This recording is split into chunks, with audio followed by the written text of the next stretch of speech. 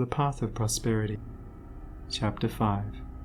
The Secret of Health, Success, and Power. We all remember with what intense delight, as children, we listened to the never-tiring fairy tale. How eagerly we followed the fluctuating fortunes of the good boy or girl, ever protected in the hour of crisis from the evil machinations of the scheming witch, the cruel giant, or the wicked king. And our little hearts never faltered for the fate of the hero or heroine, nor do we doubt their ultimate triumph over all their enemies, for we knew that the fairies were infallible, and that they would never desert those who had consecrated themselves to the good and the true. And what unspeakable joy pulsated within us when the fairy queen, bringing all her magic to bear at the critical moment, scattered all the darkness and trouble, and granted them the complete satisfaction of all their hopes, and they were, happily ever after. With the accumulating years and an ever-increasing intimacy with the so-called realities of life, our beautiful fairy world became obliterated, and its wonderful inhabitants were relegated, in the archives of memory, to the shadowy and unreal. And we thought we were wise and strong in thus leaving forever the land of childish dreams. But as we re-become little children in the wondrous world of wisdom, we shall return again to the inspiring dreams of childhood, and find that they are, after all, realities.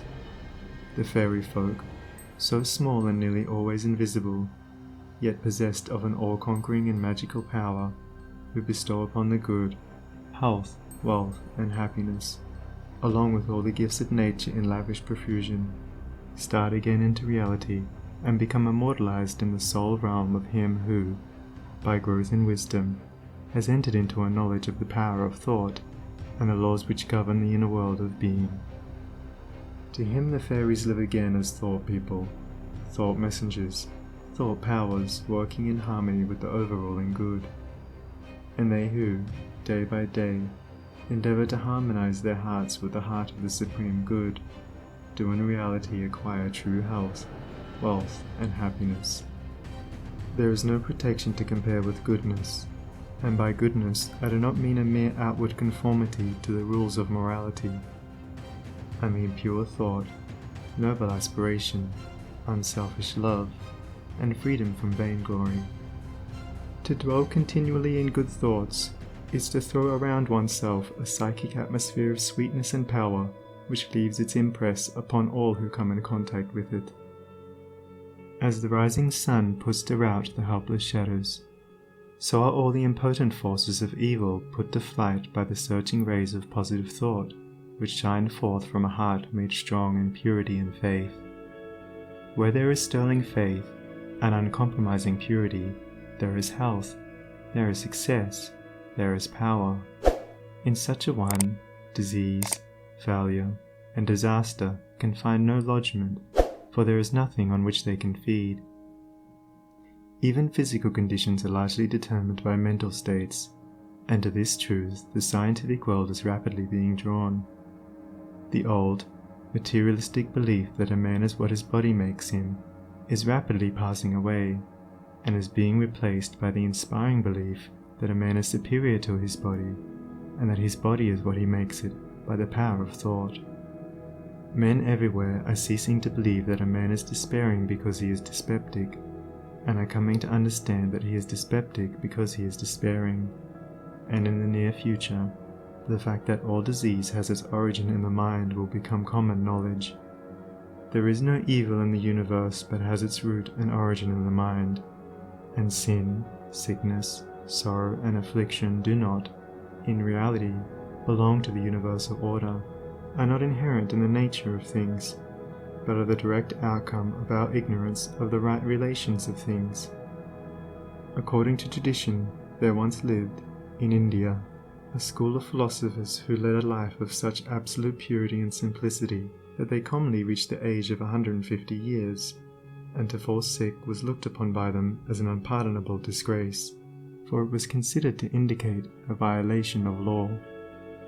The sooner we realize and acknowledge that sickness, far from being the arbitrary visitation of an offended God, or the test of an unwise providence, is the result of our own error or sin, the sooner we shall enter upon the highway of health. Disease comes to those who attract it, to those whose minds and bodies are receptive to it, and flees from those whose strong, pure, and positive thought sphere generates healing and life-giving currents. If you are given to anger, worry, jealousy, greed, or any other inharmonious state of mind and expect perfect physical health, you are expecting the impossible, for you are continually sowing the seeds of disease in your mind. Such conditions of mind are carefully shunned by the wise man, for he knows them to be far more dangerous than a bad drain or an infected house. If you would be free from all physical aches and pains, and would enjoy perfect physical harmony, then put your mind in order and harmonize your thoughts. Think joyful thoughts, think loving thoughts. Let the elixir of goodwill course through your veins, and you'll need no other medicine. Put away your jealousies, your suspicions, your worries, your hatreds, your selfish indulgences, and you'll put away your dyspepsia, your biliousness, your nervousness and aching joints. If you will persist in clinging to these debilitating and demoralizing habits of mind, and do not complain when your body is laid low with sickness. The following story illustrates the close relation that exists between habits of mind and bodily conditions. A certain man was afflicted with a painful disease, and he tried one physician after another, but all to no purpose. He then visited towns which were famous for their curative waters, and after having bathed in them all, his disease was more painful than ever. One night he dreamed that a presence came to him and said, "Brother, hast thou tried all means of cure?" And he replied, "I have tried all." "Nay," said the presence, "come with me, and I will show thee a healing bath which has escaped thy notice." The afflicted man followed, and the presence led him to a clear pool of water, and said, "Plunge thyself in this water, and thou shalt surely recover," and thereupon vanished. The man plunged into the water, and on coming out, lo! his disease had left him, and at the same moment he saw written above the pool the word, "Renounce."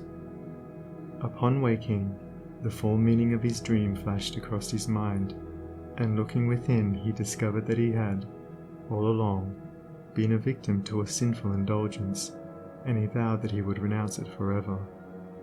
He carried out his vow, and from that day his affliction began to leave him, and in a short time he was completely restored to health. Many people complain that they have broken down through overwork.